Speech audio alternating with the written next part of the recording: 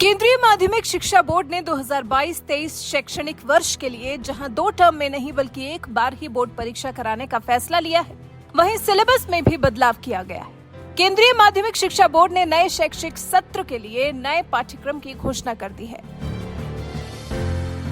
अपने नए सिलेबस में सीबीएसई ने बहुत बड़ा बदलाव करते हुए 10वीं की समाज विज्ञान की पुस्तक से पाकिस्तानी शायर फैज अहमद फैज की शायरी और 11वीं के इतिहास की पुस्तक से इस्लाम की स्थापना, उसके उदय और विस्तार की कहानी को हटा दिया है।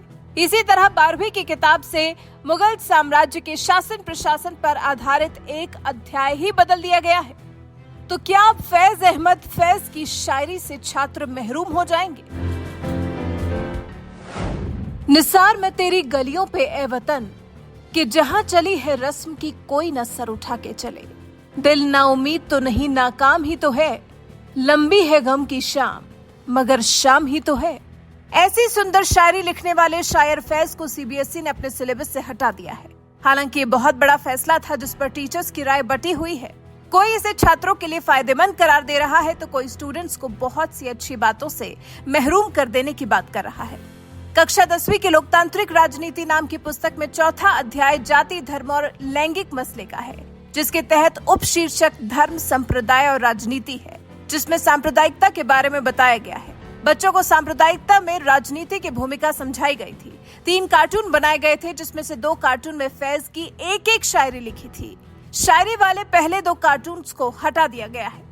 वहीं 11वीं की इतिहास की पुस्तक से मध्य इस्लामी भूमि का चैप्टर हटा दिया गया है। इस अध्याय में अफ्रीकी या एशियाई क्षेत्रों में इस्लामी साम्राज्य के उदय और वहां की अर्थव्यवस्था और समाज पर इसके प्रभाव के बारे में बताया गया था। 10वीं की खाद्य सुरक्षा नाम अध्याय से कृषि पर वैश्वीकरण के प्रभाव के हिस्से को हटा दिया गया है। इसी तरह 12वीं की राजनीति शास्त्र पुस्तक से शीत युद्ध काल और गुट निरपेक्ष आंदोलन का चैप्टर हटा दिया गया है।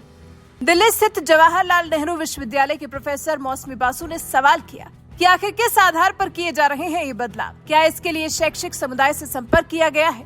स्कूल हो या कॉलेज, पाठ्यक्रमों में बिना किसी कारण के बदलाव किए जा रहे हैं। सिलेबस से क्या हटाया जा रहा है, क्या जोड़ा जा रहा है, इसकी ठीक से पड़ताल होनी चाहिए।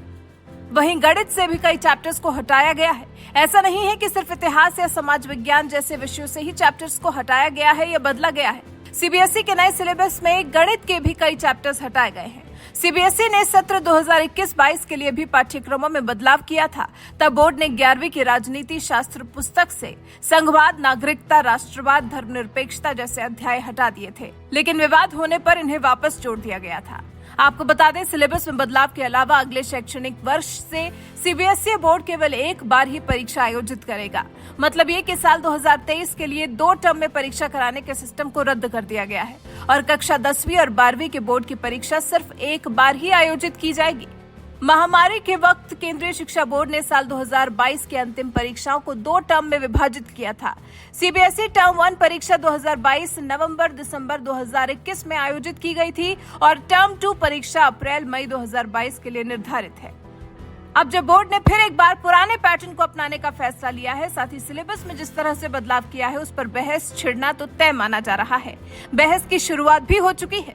वैसे आप बोर्ड के इन फैसलों पर क्या कहना चाहते हैं? बोर्ड के इन फैसलों से बच्चों के भविष्य को आप कैसे जोड़ते हैं? अपनी राय हमारे साथ जरूर साझा करें।